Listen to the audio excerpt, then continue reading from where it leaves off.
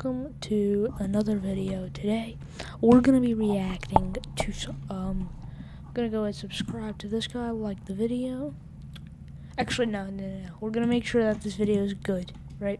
Don't want to just be giving out free ones. Make sure that it's HM. That's like this is a test.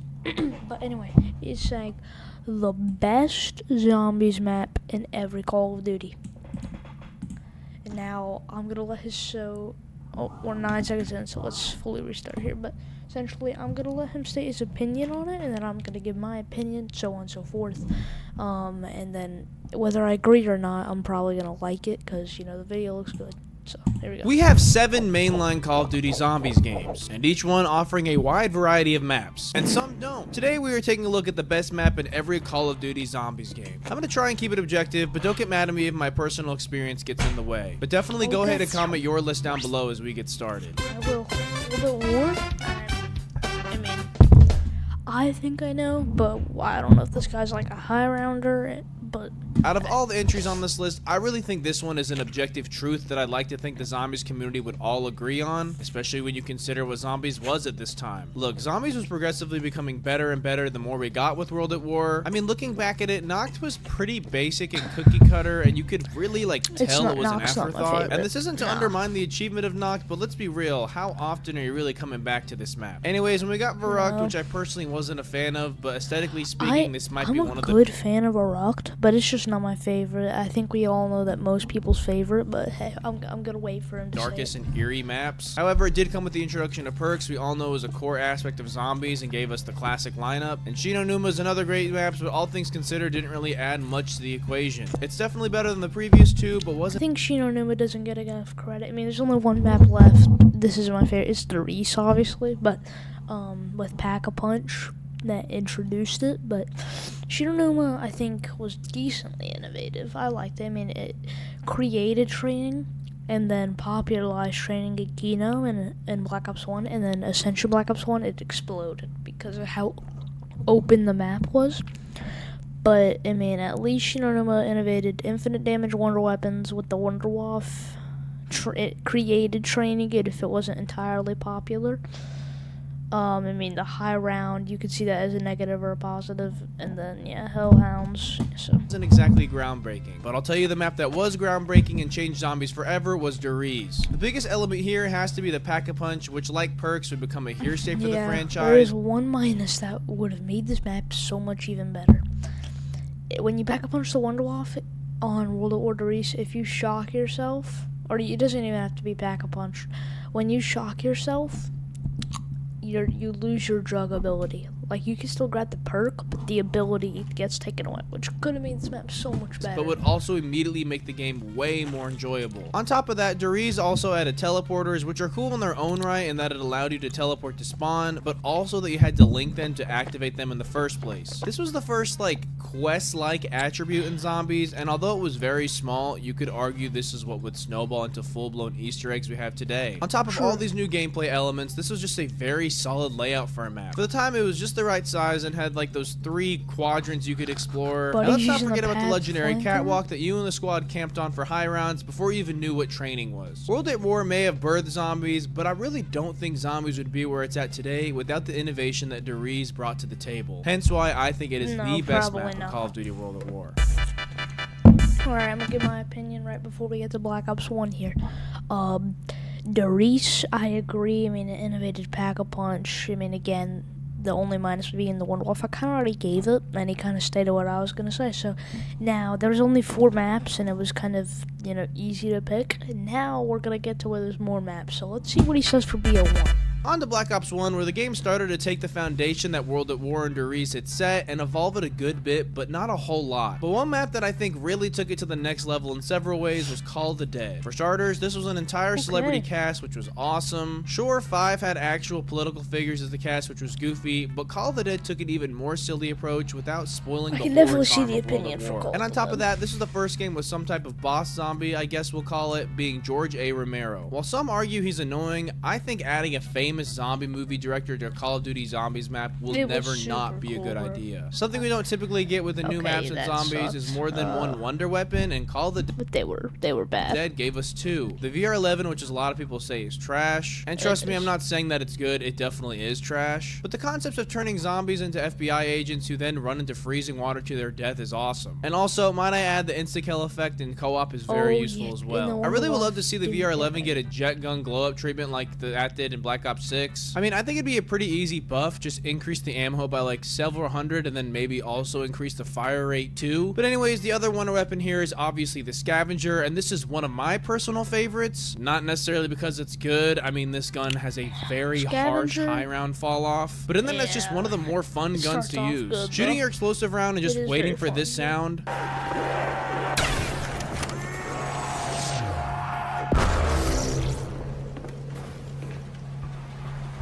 And then seeing all the zombies disappear as long as you're like before round 30 is very satisfying. But the most innovative feature about Call of the Dead is the Easter egg. In Ascension, which was the map before this, we have a very small Easter egg. It's basically just pressing a few buttons, flying a couple lunar landers, and then shooting into a Gersh device, and that was pretty much the whole thing. But in Call of the Dead, we evolved to small things like actually picking up quest items and putting them in things, and introducing legit puzzles that are tedious and annoying, but are part of the zombies charm we all know and love. This was my very first Easter egg, and in my opinion is also the very first true Easter egg in the franchise that actually has a quest that requires some coordination and thought. Nothing against Ascension, but was just not quite as good in my opinion. I'm well aware that the Moon Easter egg is one of the greatest in the franchise, but I really think Call of the Dead Moon may have not had the best Easter egg quest, but the end cutscene was one of the best, especially for the time.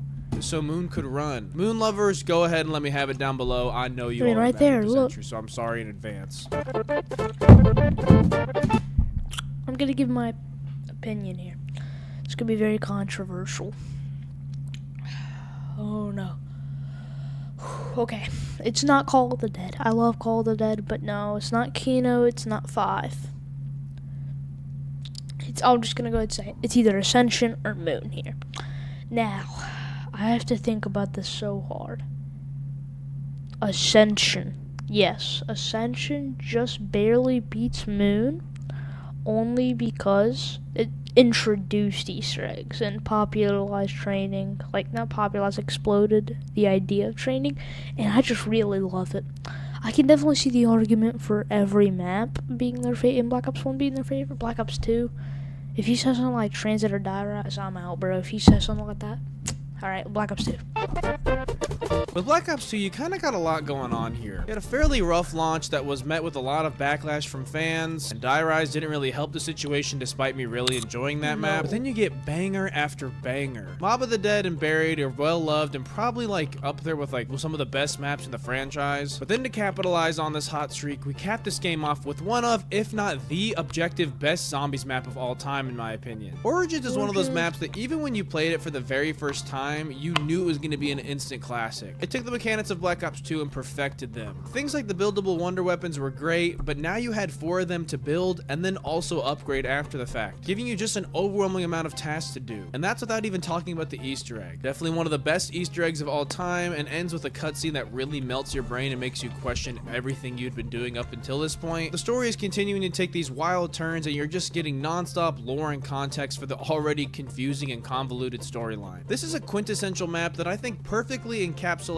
what zombies is all about, and is genuinely difficult even with the elemental staffs upgraded. There's just so much to do outside of the Easter egg. Dude, I love Origins so much. Well, the digging for the golden shovel, the robots, the Templars, the generators. This bended some of the classic zombies tropes just a little bit, but not enough to lose its identity, cementing it as one of the greatest zombies. It's a lot of things to do, but that's what makes it feel super good. It makes it feel like you are in the game. Like, it makes you feel like you're actually running around, your boots are getting muddy.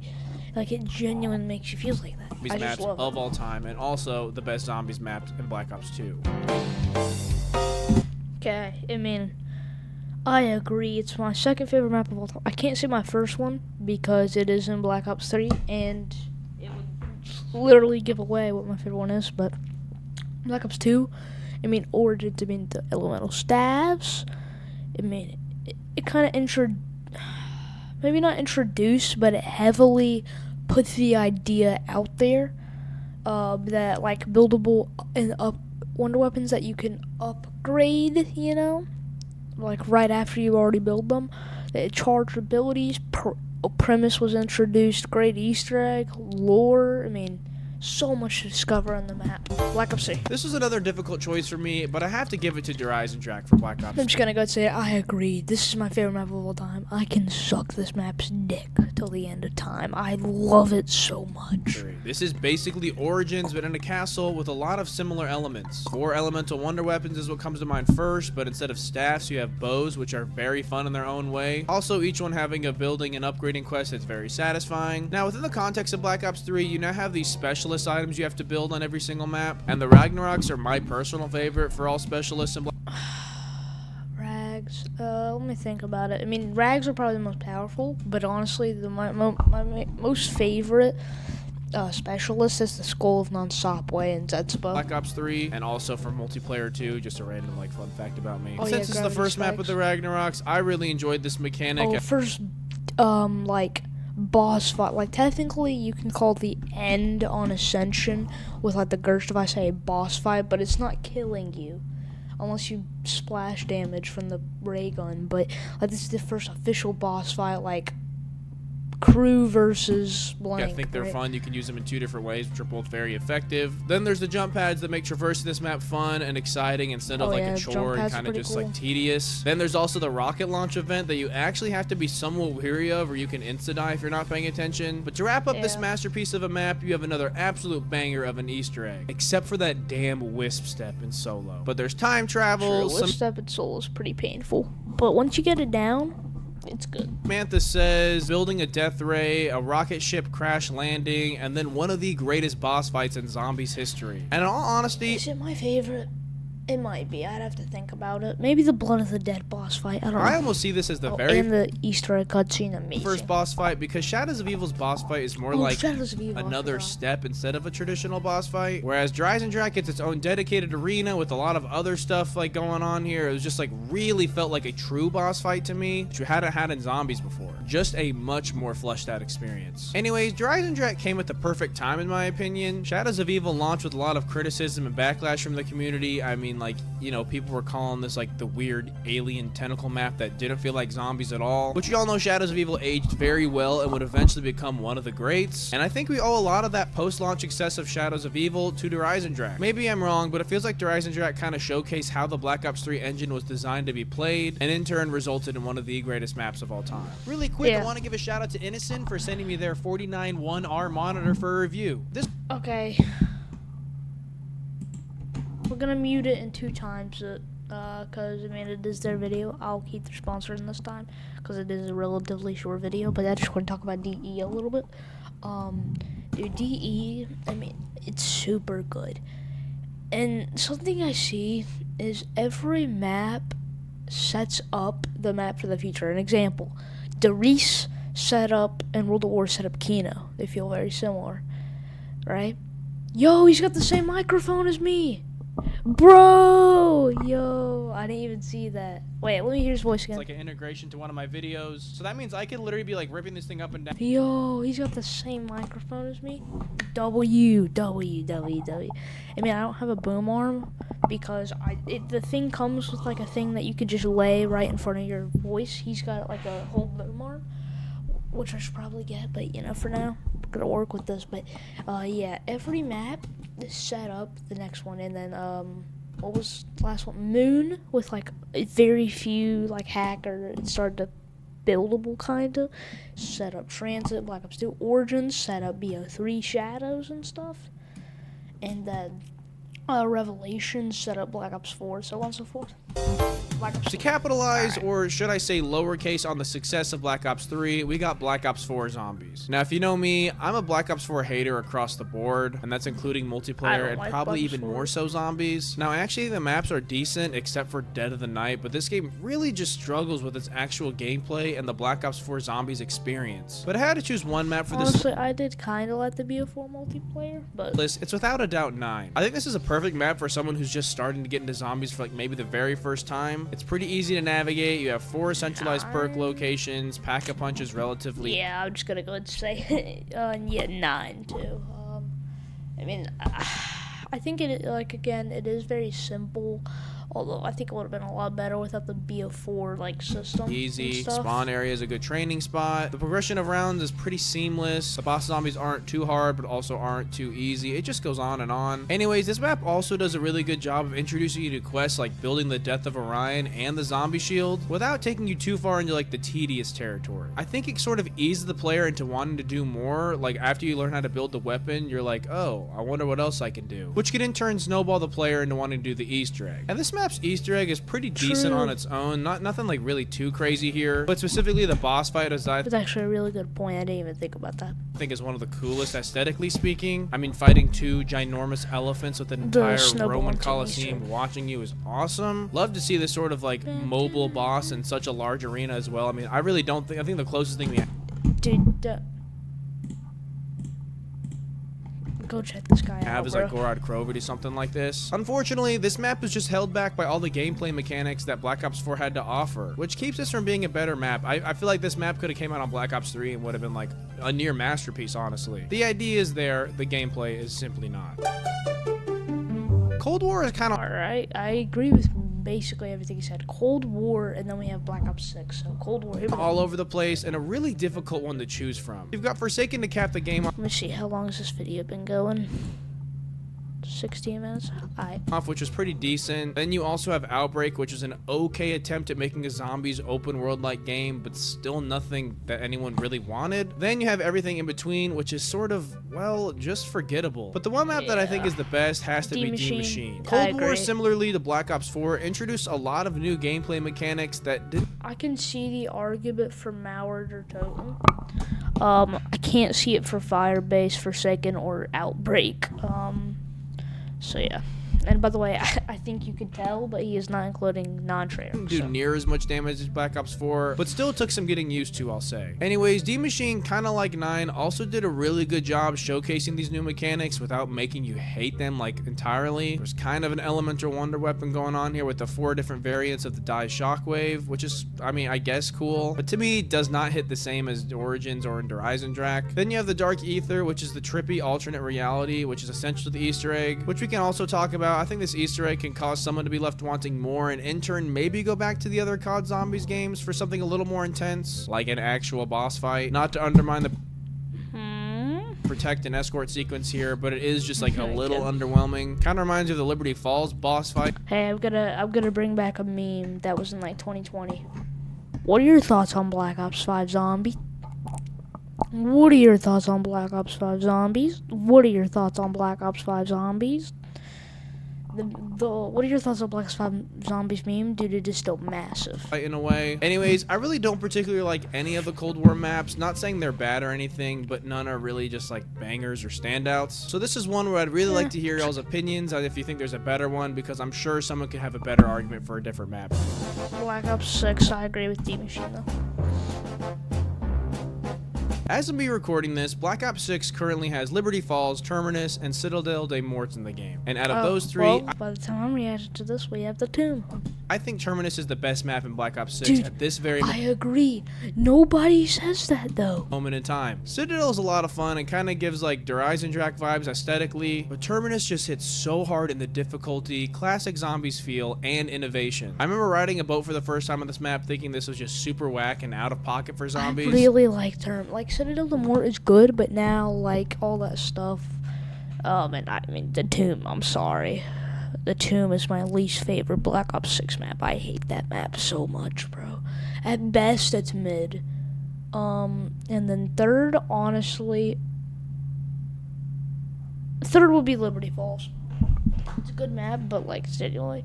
Second, objectively, it would probably be Citadel des Morts. Although just my favorite would have to be like Terminus. I mean, I just love it. The difficulty, the boats. But then learning about how the other islands and shipwreck function, I immediately fell in love with this mechanic. What I really love about this map is its Easter egg, more specifically the boss fight. Patient 13 being a Kraken-like squid monster titan that has all sorts of different attacks and one-shot moves made for one of the most intense boss fights in Zombies. Playing this with a squad of 4 is something I'm always down to do again because of just how fun and challenging it can be. Granted, Gobblegums can save a lot of work for you, but if not done correctly, you're still gonna have some trouble. A lot of people argue that Black Ops 6 Zombies is easy because there's armor, kill streaks, and Gobblegums, but if that's the case, I want all those people to try this Easter egg on solo. When Black Ops 6 Zombies was first showcased, I was honestly pretty disappointed and had like really low expectations, and I played Liberty Falls and thought it was kind of like a little lackluster and empty, but then I played Terminus and did its Easter egg and realized that they absolutely cooked on this year of Zombies, and also kind of made me